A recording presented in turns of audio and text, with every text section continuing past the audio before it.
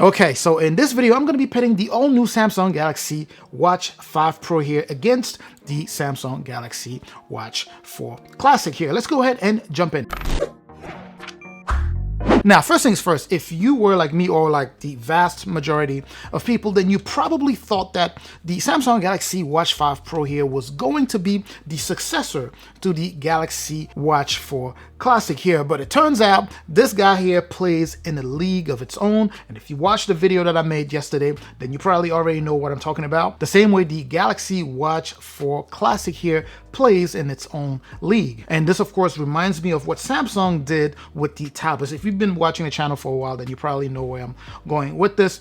Samsung, as we were waiting, we were anticipating the release of the Samsung Galaxy Tab S7 Lite, Samsung went ahead and threw a curveball at us and dropped something called the Samsung Galaxy Tab S7 FE, which completely threw everything off. And then they dropped a newer version of the Samsung Galaxy Tab S6 Lite. So the whole thing was just a complete mess.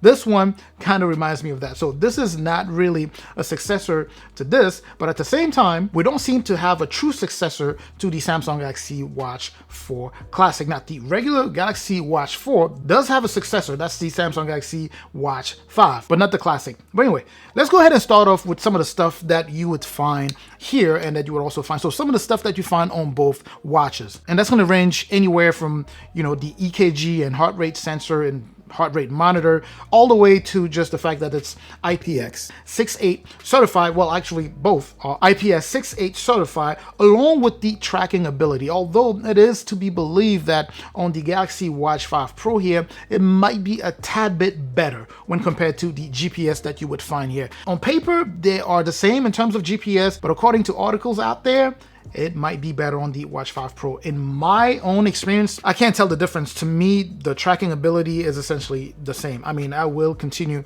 to test and let you know if anything new comes up. But anyway, you also have that same processor, right? So in terms of power, the same thing, right? Same processing power here.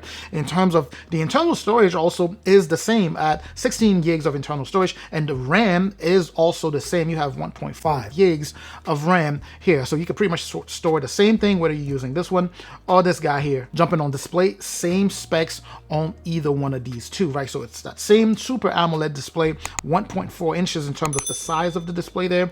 Same resolution also, same density, the same PPI density is what I mean. So in terms of just the image and how sharp it is, it's essentially the same. I can't tell the difference, and of course on paper it says that it is the same based off of those specs. So these are pretty much just the fundamental things that they share, right? So at the core, they are essentially the same. Now let's go ahead and talk about the differences. Of course, the very first and most obvious difference that we are going to notice here is going to be the price, because there's a drastic difference there, right? So the all-new Galaxy Watch 5 Pro here, this is a 45 millimeters, by the way.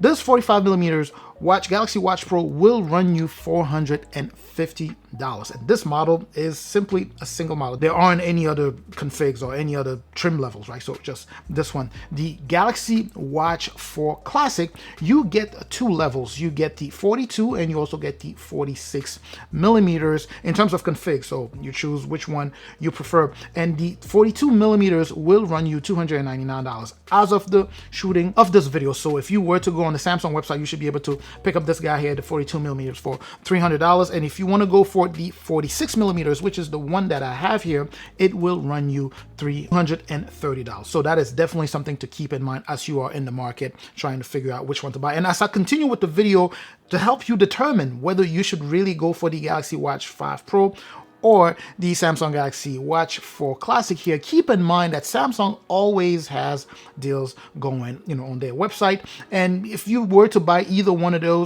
these, and you happen not to like them, you can simply, or you happen not to like it, if you want to buy just one, you can simply just go ahead and return that within 14 days and you should get all of your money back. So I will have the links, some links in the descriptions that will route you directly to either the Galaxy Watch 4 Classic or the Watch 5 Pro here, depending on what you decided to pick out. They still have deals running on the Watch 5 Pro here.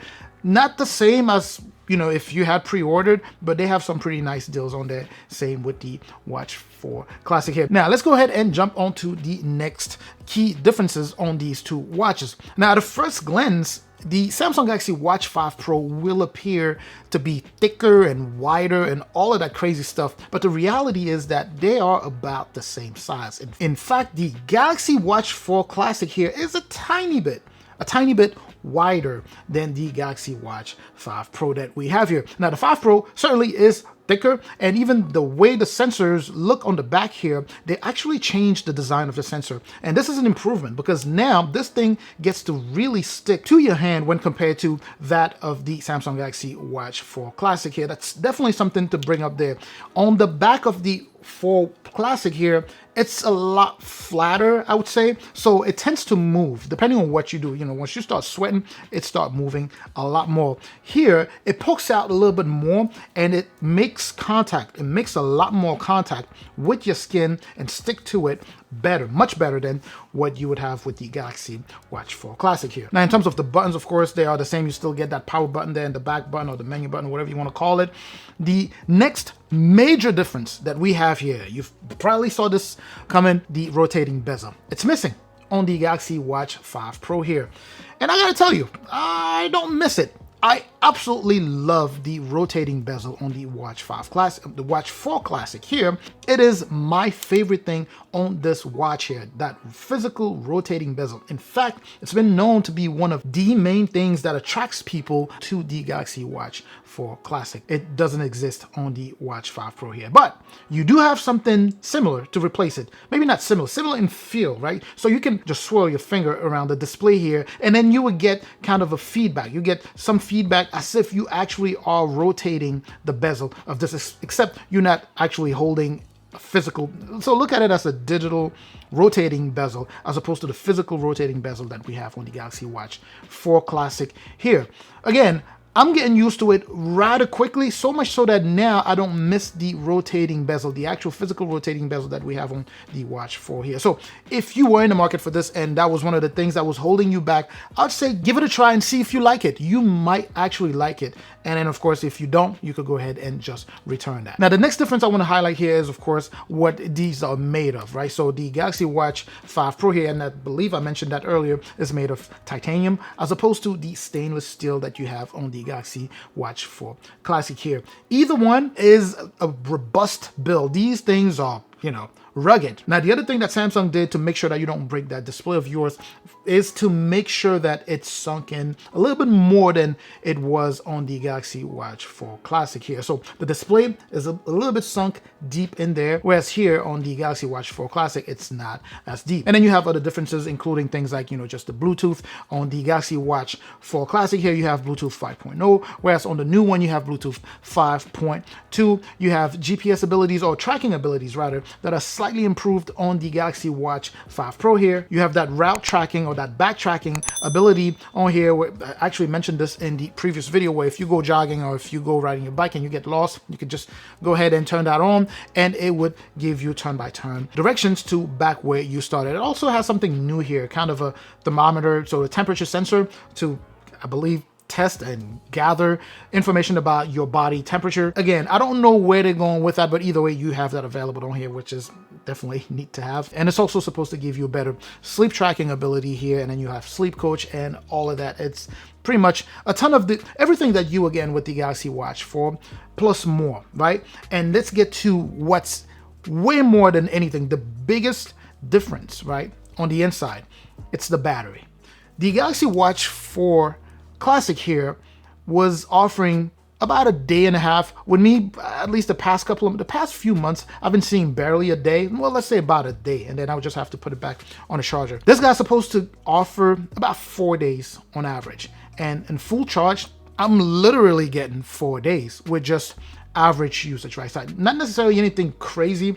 I have talked to people who are hyperactive who say that they still get pretty close to 4 days despite using this watch on so many levels for so many different things. It feels so good to have a watch that will last you for 4 days. You know, it's funny because I had the choice to either charge it up and use it during the day and then put it back on the charger at night, or simply not using it during the day and put it on the charger and then use it at night to track my sleeping habits.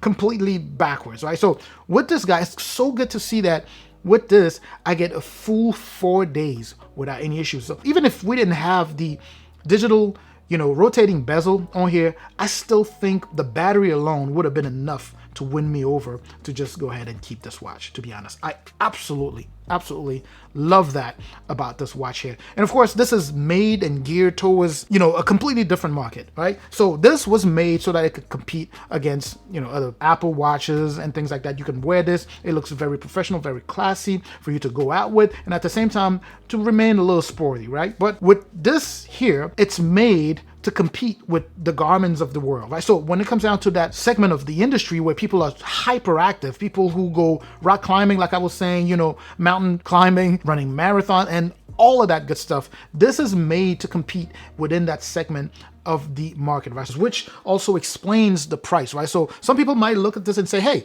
the Galaxy Watch 4 Classic here wasn't $400. Why is this $450? But the thing is, this is not made to be a replacement to the Classic. This is something, in its own category, right? Just made to compete against the other watches like this in an industry where watches like this would cost you $600, $700, $800, even $1,000, right? So you have to keep that in mind. The good thing is, even with this one, as you use it, if you are someone who is hyperactive, you can do that for sure. And then you can turn that off and be able to use this to go out, with your wife, your significant other, whatever, your girlfriend, whatever, you go to dinner. Let's say you have the other extra third-party bands that would make this look a lot more classier than it does right now. Right? It looks fairly rugged right now, but you have the ability to not only change the face of the watch, as you know, but you can also change the band and be able to really turn this guy here into something classy for you to go out with. But anyway, I think this is a good point to stop here. I'm certainly hoping that this was informative. Again, as I said, I'm going to put the links in the description that will lead you to either one of these, depending on what you decide to do after watching this video, and make sure to hit those links. Let me know with any questions you may have in the comment section. I will catch you in that comment section like I always do. Let's get that conversation going. Make sure to share this if you know anyone who is in the market for this particular, or either one of these watches. I'm also going to catch you in the next video. Make sure to subscribe, of course. Like, subscribe, and share. I will catch you in the next video. Up until that next video, of course, as always, stay safe out there.